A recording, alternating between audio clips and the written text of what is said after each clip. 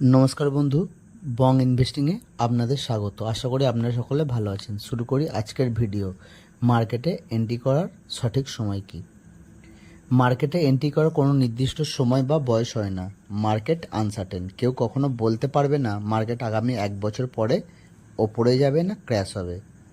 কিছু ঘটনা, যেমন ধরুন 2020 করোনা ভাইরাস, বা ধরুন এখন বিশ্বযুদ্ধ বেঁধে গেল, বা প্রাকৃতিক দুর্যোগে দেশের বিশাল ক্ষতি হয়ে গেল, বা আমাদের দেশে কেউ পরমাণু বোমা ফেলে দিল।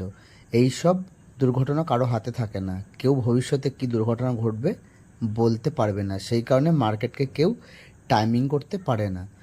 আর একটা কথা মনে রাখতে হবে, মার্কেট হিউম্যান সাইকোলজির বিপরীতে কাজ করে। যখন দেখবেন বেশিরভাগ মানুষ ভাববে মার্কেট ক্র্যাশ হবে, সেন্সেক্স নিফটি আরও পড়বে, তখন মার্কেটে সম্ভবত র্যালি দেখা যায়। স্টক মার্কেটে ক্র্যাশ হলে যখন মানুষ সবাই ভয় পায়, সেল সেল বলে মার্কেট ছেড়ে দেবার কথা ভাবে, তখনই সবচেয়ে বড় অপরচুনিটি মার্কেটে এন্ট্রি করার।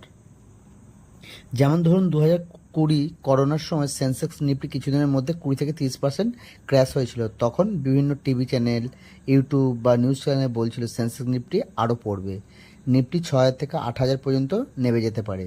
তারপর আমরা দেখেছি মার্কেট কিভাবে র্যালি দিয়েছিল, নিফটি 24,000 এসে থেমেছিল। কেউ যদি বলে মার্কেটে কি হবে আমি বলতে পারবো, সেটা সম্পূর্ণ মিথ্যে কথা বলা হবে।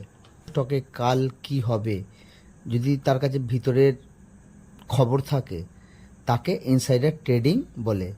ইনসাইডার ট্রেডিং হলে সেবি তার উপর অ্যাকশানও নিতে পারে, তাকে অ্যারেস্টও করাতে পারে। অথবা আমাদের মার্কেটকে টাইমিং না করে বা সেন্সেক্স নিফটি কম বা বেশি না দেখে ফান্ডামেন্টাল স্ট্রং কোম্পানিতে যে কোনো সময় ইনভেস্ট করা উচিত। ধরুন আপনি কোনো স্টক ট্র্যাক করছেন, ভাবলেন এখন স্টক ওভারভ্যালুড পরে নেব, কিন্তু স্টকটা তারপরে 200 থেকে 300% র্যালি দিল, তখন আপনি স্টকটা আর নিতে পারবেন না। কিন্তু যখন আপনি ট্র্যাক করছিলেন তখন ইনভেস্ট করলে, তারপর ধরুন স্টকটা দাম কমে গেল, স্টকটা 30 থেকে 40% ক্র্যাশ হলো, সেই সময় আপনি স্টকটা এভারেজ করতে পারবেন। সেই কারণে যে কোনো স্টকে, ধরুন আপনি 10,000 টাকা ইনভেস্ট করবেন ভাবছেন, ওই 10,000 টাকা একবারে ইনভেস্ট না করে দুইবারে করা যেতে পারে। ওয়ারেন বাফেট বলেছেন কোনো কোম্পানিতে ইনভেস্ট করতে গেলে মিনিমাম 10 বছর ইনভেস্ট করতে হবে। 10 বছর যদি না ইনভেস্ট করতে পারি, 10 মিনিটের জন্য সেই কোম্পানির সম্বন্ধে আমাদের ভাবা উচিত নয়। তবে যে কোনো কোম্পানি তার সব কোয়ার্টারেই যে ভালো রেজাল্ট করবে তা নয়, মোটামুটি একটা এভারেজ রেজাল্ট আমাদের দেখতে হবে। যেমন ধরুন একটা এসি কোম্পানি, সে গ্রীষ্মকালে ভালো বিজনেস করবে, কিন্তু শীতকালে তার বিজনেস ভালো হবে না।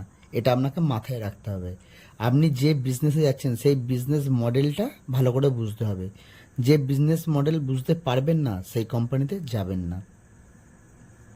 কোনো কোম্পানি যতদিন ভালো রেজাল্ট করবে ততদিন কোম্পানির সঙ্গে থাকো।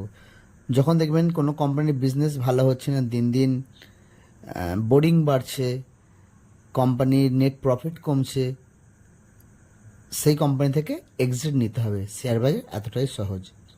এই রকম আরও ভিডিও পাওয়ার জন্য চ্যানেলটাকে সাবস্ক্রাইব করুন, লাইক করুন, বন্ধুদের সাথে করুন। দেখা হবে পরের ভিডিওতে। Bye bye.